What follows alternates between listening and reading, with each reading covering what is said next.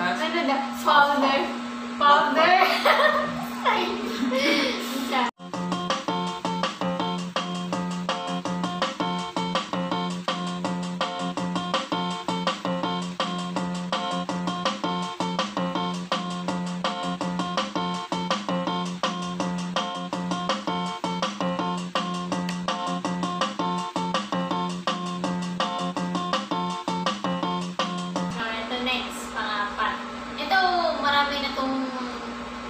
Marami na itong nagtatanong sa akin dati. Kahit mga simula-simula pa lang. Baby ka pa. Hanggang simula-simula pa lang nag-LS, no? Tsaka hanggang ngayong kasalukuyan. Meron pa ang ilan-ilan pa rin. Ano? Ano ba daw gender mo? Kasi nga marami nga nagsasabi, ano nga daw, tomboy nga daw, tibo, lesbian, So ako is trans man, straight, diba? So hindi ako tomboy, hindi ako lesbian. Kumbaga ako ay isang trans man. Hindi na porket sinasabi ng iba sa kapag trans man na is lahat ng testosterone or what, diba? Kumbaga, ayaw na explain, research na lang kung ano ibig sabihin ng trans man, diba? Nung ano no, para maintindihan nila. Kasi kahit naman ipaliwanag ko, ipipilit pa rin ng iba na kahit naman ano yan, anong sabihin ninyo yan, ganun pa rin, isa lang yan. Tomboy, T-bird, or lesbian, isa lang yun, di ba? So, syempre, parang sayang lang mag-waste lang kami ng time para sagutin dito, di ba? Kasi ilang oras na. So, ayun. So, yun. Ang gender mo, ang gender ko ay trans man and straight, di ba? Basta ako nagagusto sa straight na babae. So siya ay straight. Yes. Hindi siya ano ng LGBT. Hindi ako against sa mga LGBTQ plus community. Yun. Yeah. So yun. So hindi nyo pa rin maintindihan yung trans man. I-search na lang. Kasi syempre, baka may mga bagay din naman hindi ba ipaliwanag ng maayos, di ba? So i-research na lang. Di ba? Kung nais ninyong maunawaan. Di ba? Kung hindi, okay lang. Kasi yung iba nagmamapakailan po din. Yung iba nagtatanong tapos pakailan po din. Kaya nga. Pero para sa mga ano yun, marites na di ba? Tapos ako nga-explain ko. Kasi dati may nagtanong din sa akin dati. Kasi nga syempre ang alam kasi ng iba, kapag may partner na part ng LGBTs, akala nila, gay or... Oo, kapareho mo din sila. Diba? Like, katulad niya kung may... Pag bakla yung ano mo, lalaki ka, bakla ka rin. Bakla na bigla. Hindi naman ganun. Meron syempre ganun, pero hindi naman lahat kasi ganun. Depende kasi kasi explanation niya. Kaya huwag tayong mag-judge. So siya, straight naman siya. Mukha lang po siyang bakla. I'm straight woman with a heart. Tsaka syempre first time ko lang din naman kasi magkaroon ng partner na. Ako yung unang naging partner niya na trans man. Kasi ang mga past relationship ko naman puro talaga lalaki. Puro lalaki. Puro mo ang ano. Mga instruction mo. Pauso na. So, ayan na. So, ikaw ano ka? Trans man nga. Ano ba naman? Dapat to eh. Sabi mo ka sa mga ito. Pang-5. Bakit daw sinasabi ko na single ako sa LS ko dati? Kasi dati di ba, dati kasi di ba nung una-unang nag-LS ako, dahil ko nga sinasabi pag may mga nagtatanong ako na kung single ba daw ako, di ba, kung may partner na ba daw ako, kung may asawa na, sinasabi ko nga di ba na single ako. But not parang mga but not available. Single but not available. Yun nga sinasabi ko nga daw na sinasabi ko nga daw na sinasabi ko nga daw na single ako sa pag-LS. So, yun nga. Napag-usapan naman kasi namin.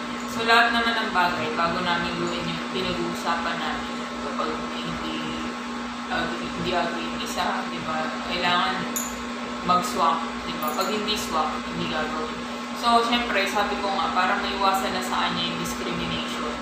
Syempre, matik ako, madi-discriminate ako. Kumbaga, ganun talaga. Pero sa akin, habang lumalaki naman yung discrimination, hindi naman Kumbaga, yung iba, di ba, kung tatawagin sila, tomboy, T-bird, mga gano'n. Ako, kung anong pangalan ko, yung tawag sa akin ng mga nakala-classmate ko or mga naging tropa ko, hindi nila ako tinawag na gano'n. Kaya hindi naman sa discrimination. Sa pag-apply ng trabaho ko, nadi-discriminate ako noon, di ba?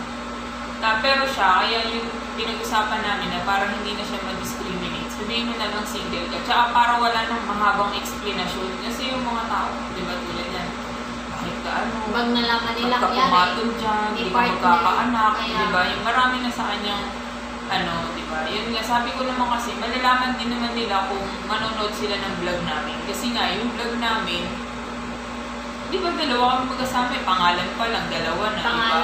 Di ba, meron ng Ikes in Mikia, di ba?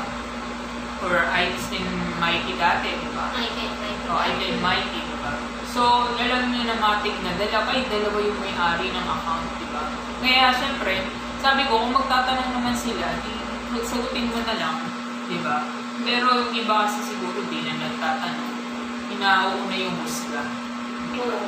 Lalo na dati-dati, yung una-una, di ba? Una-unang first month, mga first month ganun. Lalo na yung mga first month talaga grabe, yung dami.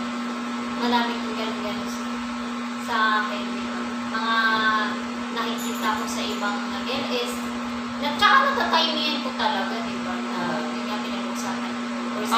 Ang masaklap lang kasi sa LS niya, aramihan ng naging marites, puro lalaki.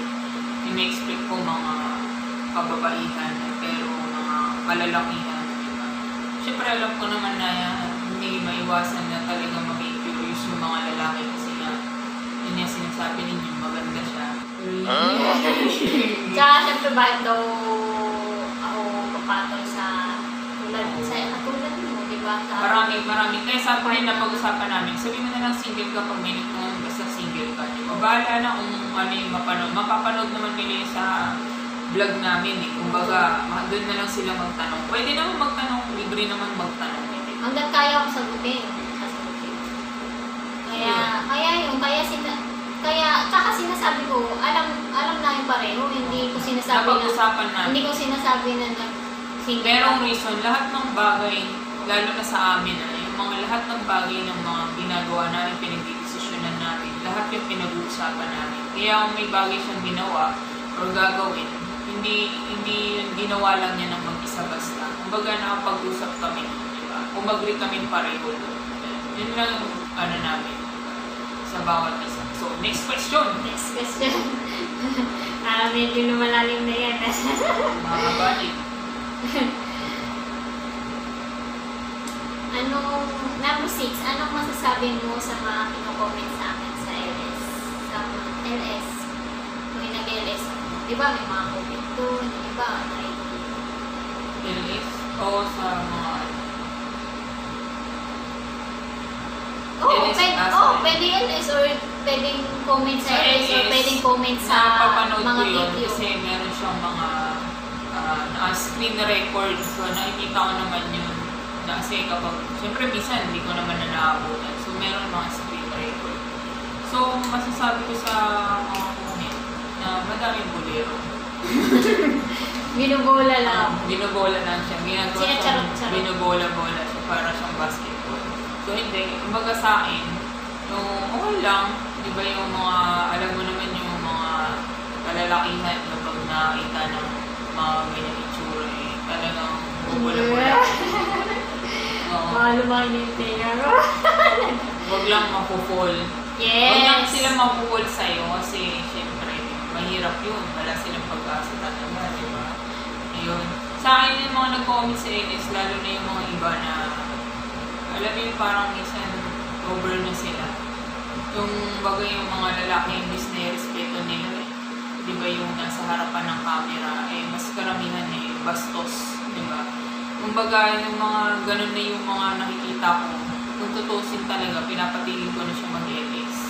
Ayoko na siya mag-LS. Kasi parang di ba sa akin yan, di ba yung mga, di naman siya nagtatrabaho sa bar para bastusin ng mga ganun. Pero kahit naman yung babae nagtatrabaho sa bar, kailangan magpakita tayo ng respeto dyan, di ba? Kahit binabayaran sila. Diba, bilang tao, matuto tayo ng respeto respeto sa kapwa natin, ano man yung estado. Eh siya, nag-ELS lang siya. Nakikipag-usap naman siya ng matino eh. Pero nababastos ninyo siya, di ba? Kaya, kumbaga, masasabi ko lang doon, di ba? Na parang magbigay naman tayo ng ng respeto sa, hindi lang sa kanya, di ba? Sa lahat ng mga kababaihan, ano man yung itsura, di ba? Ano man yung estado sa buhay, magbigay tayo ng respeto sa tao, di ba? Kasi kahit tayo naman din, ang hinihiling din natin na respeto, di ba? Kaya, syempre, para respetuhin din tayo, respetuhin din natin yung kapwa natin. Ganun lang. Yes, tama. Diba, sa mga, ano naman, nag-comment naman sa mga short video niya, nagbasa ko din yun. Naglalaway na ako. Sa short video. Naglalaway na ako sa tabi ko. Ice cream. So, yun, sa mga nag-short, sa mga short niya, comment, diba, yung mga, nababasa ko lahat yun kasi napapabasa naman niya yun. Kaya, ang masasabi ko lang yun, ang dami din bola. Ang dami din magbobola. Okay lang ang bola, basta wag lang mapupol. Bakit mapupol? Sabi mo, okay lang mabola, wag lang. Okay lang mang bola. Okay lang mang bola, wag lang silang mapupol. Sabi ko naman. Hindi ko ng tenga. Bakit mapupol ka pa kasi? Hindi na. Yun yung tanong ko, mapupol ka pa kasi? May dapat bang abangan yung mga abangers? Hindi na ako mapupol. Lalo na, syempre, ako hindi naman ako basta-basta nagpupol, tsaka lalo na hindi ako basta-basta nagpupol, tsaka hindi ako nagpupol sa, di ba ganyan, sa mga social media, lalo na dyan sa LS, hindi ko naman kilala, di ba? Dapat hindi ako napupol sa sa mga social media. Ayun, sa mga social media, hindi ako napupol sa yung hindi ko pa kilala. Mas napupol ako sa yung nakikita ko, nakakausap ko, nakakasama ko. Diba? Pero yung yan, paano ako makupul, hindi ko nga kilala yung mga nanonood sa akin sa LS. Hindi ko nga alam kung ano yung tsura nila di ba? Kaya sa mga bangers dyan, sorry, hindi na kami yan. Siyempre ka. Ay, Hindi, nilalamig ako.